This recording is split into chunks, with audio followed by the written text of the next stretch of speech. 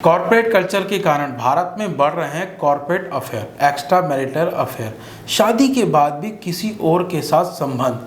Marital affair के cases तो बढ़ ही रहे हैं, साथ ही इसके चलते मर्डर के केस भी बढ़ रहे हैं। एक इंजीनियर कोविड के टाइम पर अपनी प्रेग्नेंट वाइफ को उसके घर यानी मायके छोड़कर आता है, वापस आकर गुड़गांव में दूसरी शादी कर लेता है और उसका एक बच्चा भी हो जाता है। पहली पत्नी 2 साल बाद गुड़गांव आकर यह सब देखती है, तब इस बात का खुलासा होता है। मुंबई से फोन पर अपनी वाइफ को कोविड के टाइम पर इंदौर में बैठी अपनी बीवी को कहता है, मैं मरने वाला हूँ।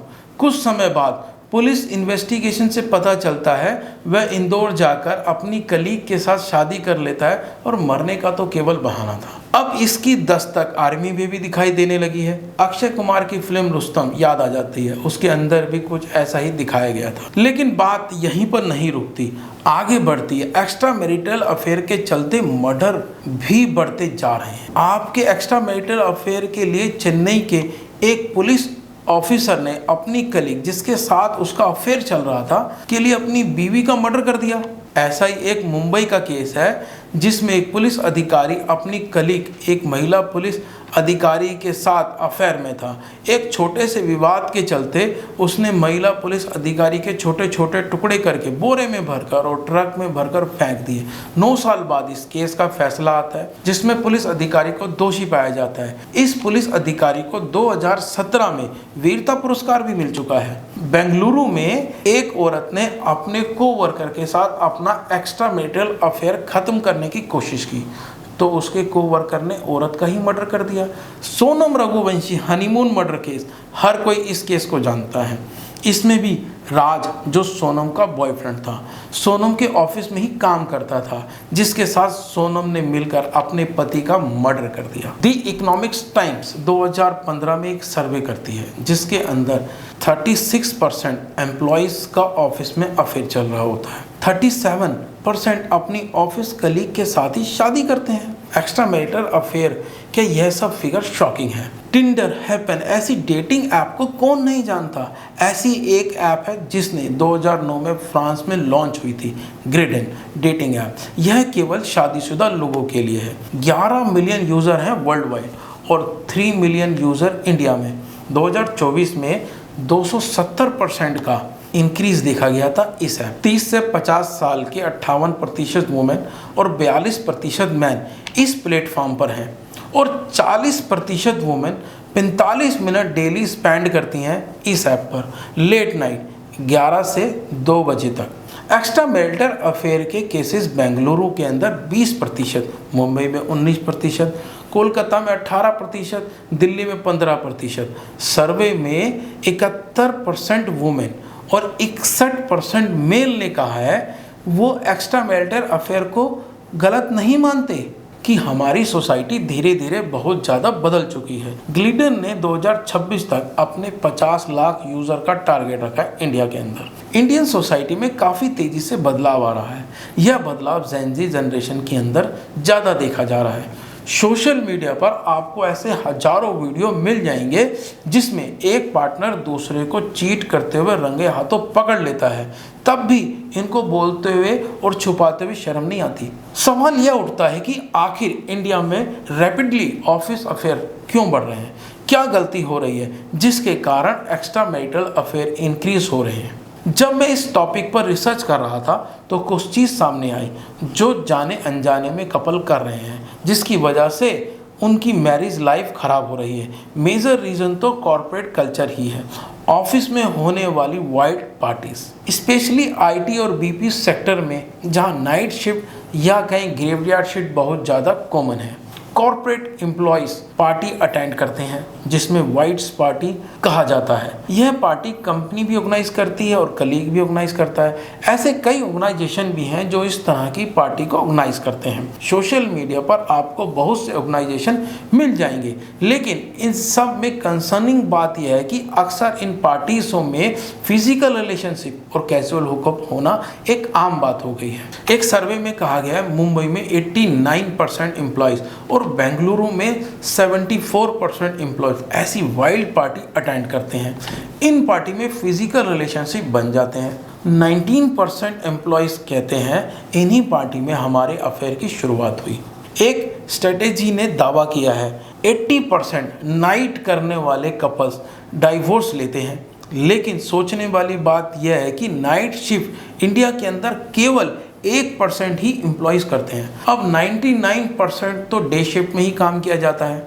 दूसरा सबसे बड़ा रीज़न है करियर ग्रोथ। रंजन एक इंटरव्यू में बताती है उनकी शादी को 7 साल हो गए हैं, 4 साल का एक बच्चा है, इसके बाद भी वह अपने ऑफिस में एक जूनियर के साथ रिलेशनशिप में है। She is not feel guilty even. Justification देती है मेरे हस्बैंड और मुझे एक दूसरे के साथ समय बिताने का समय ही नहीं मिलता।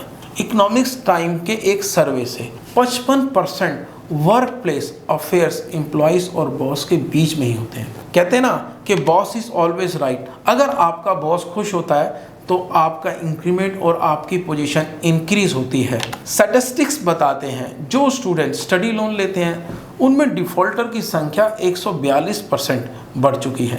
50% स्टूडेंट को अपनी EMI देने में भी दिक्कत आ रही है। 47% प्रोफेशनल अपनी सैलरी से खुश नहीं है। 70% इंडियन के पास इमरजेंसी मनी है ही नहीं। 44% रिस्पोंडेंट्स ने माना है ऑफिस अफेयर से उनको करियर में ग्रोथ मिला है। इनफैक्ट 30% ने तो यहाँ तक एग्री किया है कि हाँ, ऑफिस अफेयर की वजह से ही उन्हें जल्दी हाइक और प्रमोशन मिले हैं। एशली मेडिसन एक डेटिंग साइट है, एक सर्वे किया था 10 साल पहले।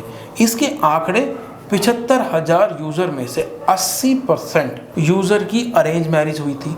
इसका मतलब जितने यूज़र ने लॉगिन किया था इस ऐप पर उसमें 80% अरेंज मैरिज हुई थी। अरेंज मैरिज में कोई प्रॉब्लम नहीं है, लेकिन यह डाटा कुछ बताता है। इंडिया में होने वाली 93% अरेंज मैरिज ही होती हैं। 78% लड़कियां ऐसी होती हैं जिन्होंने अपने हस्बैंड को शादी से कुछ दिन पहले ही देखा या जाना होता है। उनमें से 66% लड़कियां ऐसी थीं जिन्होंने अपने हस्बैंड को शादी वाले दिन ही देखा। शादी के 10-15 साल बाद भी यह कपल एक दूसरे के साथ कनेक्ट नहीं हो पाए, इसलिए एक्स्ट्रा मैरिटल अफेयर के लिए डेटिंग ऐप्स पर जाते हैं। आज की मॉडर्न दुनिया में situationship, coughing, pocketing, benching, hookup, one night stand, ऐसे ना जाने कितने रिलेशनशिप आ चुके हैं जहाँ बिल्कुल एक रिलेशंस की तरह ही बिहेव किया जाता है। आप सब कुछ कर सकते हैं लेकिन लॉन्ग टर्म कमिटमेंट नहीं कर सकते। आज इंडिया में 70% एम्प्लॉयज़ ओवरवर्क कर रहे हैं। IT सेक्टर में 4 में से 1 एम्प्लॉय हफ्ते में 70 आवर काम करता है। 11 से 12 घंटे तो काम कर लेते हैं, 2 घंटे आने जाने में, इसके बाद 7 घंटे सोना भी होता है। अब बचा ही क्या? इसी जीवन की भाग दौड़ की वजह से एक कपल को अब आपस में बात करने का, एक दूसरे को समझने का समय कहाँ मिलता है। इसका मतलब यह नहीं कि अफेयर करना ठीक है, जब तक प्रॉब्लम को समझा ना जाए सॉल्यूशन निकालना कठिन हो जाता है। ऑफिस अफेयर की ओवरवर्क भी एक वजह है। साइकोलॉजिस्ट डॉक्टर जॉन गॉटमैन एक रिपोर्ट के आंकड़े से 25 से 50 साल की शादी के सक्सेस को पता लगाने के लिए उन्होंने 156 मिडिल और ओल्ड एज कपल को स्टडी किया। सभी कपल ने उनसे पूछा कि हैप्पी मैरिज के लिए उनका सोर्स ऑफ हैप्पीनेस क्या था। ज़्यादातर कपल ने एक्सेप्ट किया कि साथ मिलकर उन्होंने सपने देखे, गोल सेट किए और उनको अचीव भी साथ मिलकर किया। अमेरिकन कपल्स का ट्रैक रिकॉर्ड सही नहीं है, लेकिन 64% कपल ने भी यही बात आया कि उनकी मैरिज सिर्फ और सिर्फ एक ही चीज़ की वजह से टिकी, वह है शेयर इंटरेस्ट। इसलिए 50% कॉरपोरेट एम्प्लॉयज़ का कहना है सिमिलर जॉब प्रोफाइल कलीग के साथ ज़्यादा कंफर्ट जोन फील करते हैं। चैटमैन 5 लव लैंग्वेज, उन्होंने 5 ऐसे तरीके बताए जिससे कपल्स अपने रिलेशनशिप को मेंटेन रख सकते हैं। वर्ड ऑफ अफर्मेशन, अपनी पार्टनर के साथ रेगुलर अप्रिशिएट करना, रोमांटिक टॉक करना। सेकंड, क्वालिटी टाइम, पार्टनर के साथ क्वालिटी टाइम स्पेंड करना, इसके लिए आप कोई ट्रिप प्लान कर सकते हैं। थर्ड, रिसीविंग गिफ्ट, अपने पार्टनर को गिफ्ट देकर उसको अप्रिशिएट करना। फोर्थ, एक्ट ऑफ सर्विस, एक पार्टनर दूसरे पार्टनर के लिए कुछ करता है, लाइक कुकिंग, मसाज करना, पार्टनर के लिए किसी भी तरह के काम में हेल्प करना, पार्टनर को स्पेशल फील कराना। Fifth, physical touch, at least on an average week में 3 बार इंटीमेट होना, एक दूसरे का फिजिकल सेटिस्फेक्शन। ऐसी कुछ टिप्स हैं जो मैंने बताई आपको रिसर्च करके, जिससे आपकी मैरिज लाइफ इम्प्रूव हो सकती है। लेकिन इसके बावजूद अगर प्रॉब्लम में सुधार नहीं आता तो आप रिलेशनशिप काउंसलिंग या फिर रिलेशनशिप कोच से बात करके, हेल्दी डिस्कशन करके अपनी मैरिज लाइफ इम्प्रूव कर सकते हैं। लेकिन इन सब से एक परफेक्ट सोल्यूशन यह भी है कि सही पार्टनर चूज़ करना, फिर उसके साथ ग्रो करना, कम्युनिकेट करना और एक मीनिंगफुल रिलेशनशिप को बिल्ड करना। किसी ने सही कहा है, एक अच्छी रिलेशनशिप्स के अंदर परफेक्शन नहीं, प्रोग्रेशन मैटर करता है। जय हिंद, जय भारत।